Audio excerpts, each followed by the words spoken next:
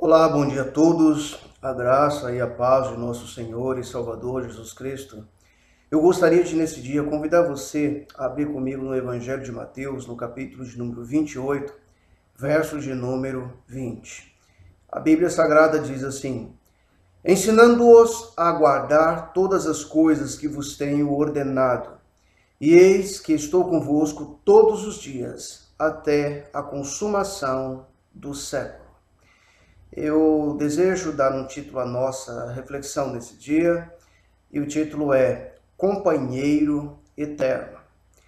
Os discípulos, quando recebem de Jesus Cristo essa ordem de que deveriam guardar todas as coisas que ele havia ordenado-lhes, que deveriam ensiná-las às demais pessoas, e que faz uma promessa que estaria com os discípulos até a consumação dos séculos.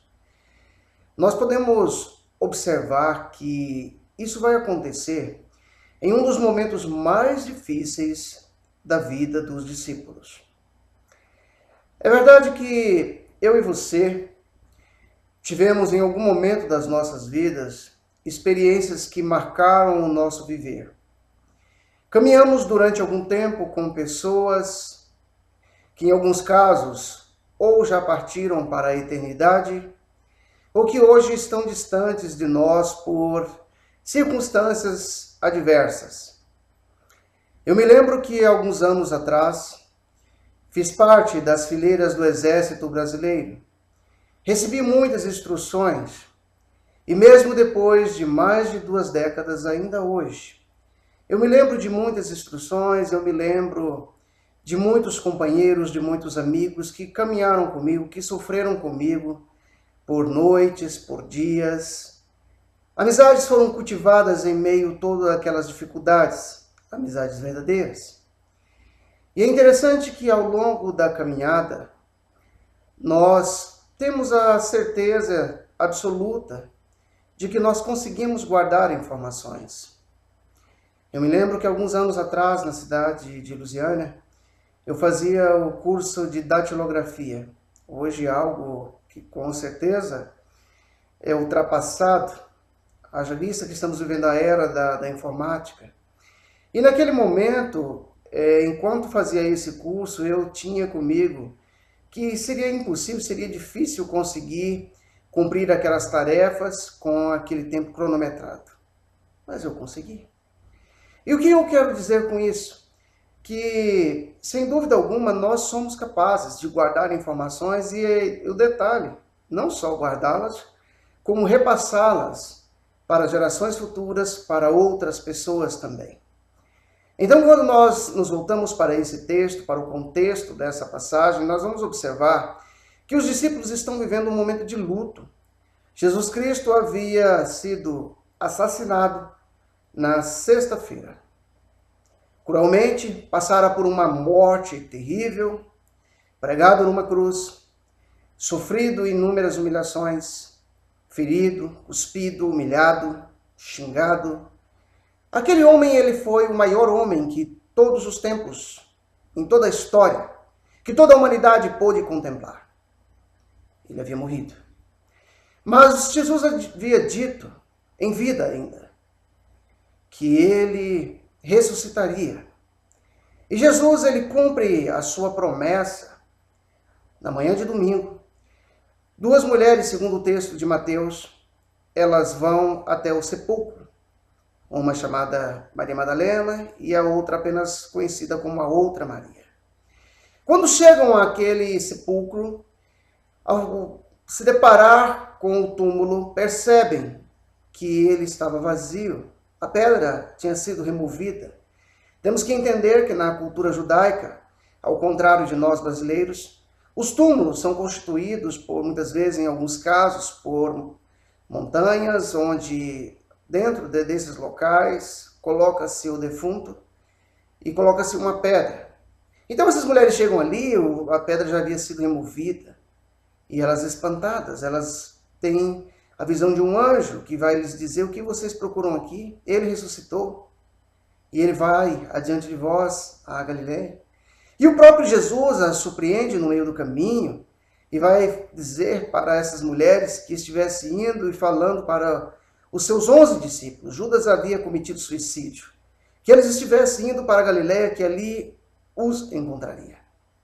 E essas mulheres, sem duvidar, essas mulheres então elas resolvem ir contar aos discípulos, e nós podemos observar, segundo o relato bíblico, que eles foram, ainda que alguns duvidavam que era Jesus. Vamos imaginar. Você perde alguém que muito ama, alguém que trouxe instruções para você, que te ensinou durante uma caminhada de mais de 3 anos, e de forma contínua, você aprendeu muita coisa importante com essa pessoa, e agora essa pessoa morre, e você está vivendo luto, você está vivendo o choque da morte dessa pessoa. E essa pessoa resolve aparecer. Essa pessoa é Jesus. E ele, então, ao aparecer para esses homens, vai lhes dizer que toda a autoridade agora lhe fora dada, nos céus e na terra. E ele vai dar uma ordem expressa para os seus discípulos, para que eles estivessem indo pelo mundo inteiro, por todas as nações, fazendo discípulos, estivesse batizando-os em nome do Pai, do Filho e do Espírito Santo. Não tratava apenas de uma religião, mas ia muito além disso. O Evangelho tem alcançado o planeta inteiro, aonde a palavra de Deus tem chegado nos 4 cantos do planeta, tem feito a diferença na vida das pessoas, tem mudado o caráter, tem mudado a índole, tem mudado as condutas, tem mudado a postura. E nós observamos que essa ordem foi dada pelo maior homem que já existiu em toda a terra. E é por conta disso que muitos homens e mulheres corajosos preferem morrer, preferem enfrentar a morte, do que negar a ordem expressa de Jesus Cristo. De ir a todo mundo, de pregar o Evangelho a toda criatura. Durante o tempo em que eu fui soldado, que eu fui militar, que eu fui um cabo das fileiras do Exército Brasileiro, eu tive muitos treinamentos. Em uma das situações já fora do Exército, enfrentando uma quadrilha de bandidos, eu estava disposto a morrer quando levei 80 tiros de uma quadrilha, e eu estou aqui porque eu estava na função de defender a minha obrigação àquela instituição.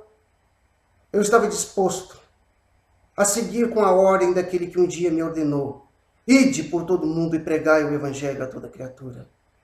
Eu e você temos que entender que quando alguém apresenta o Evangelho para você, não é porque essa pessoa é um fanático, mas é simplesmente porque o Evangelho, ao chegar até você, é porque Jesus quer te alcançar, é porque o general de todos os generais está dando uma ordem aos seus soldados que precisa ser feita, cumprida, executada.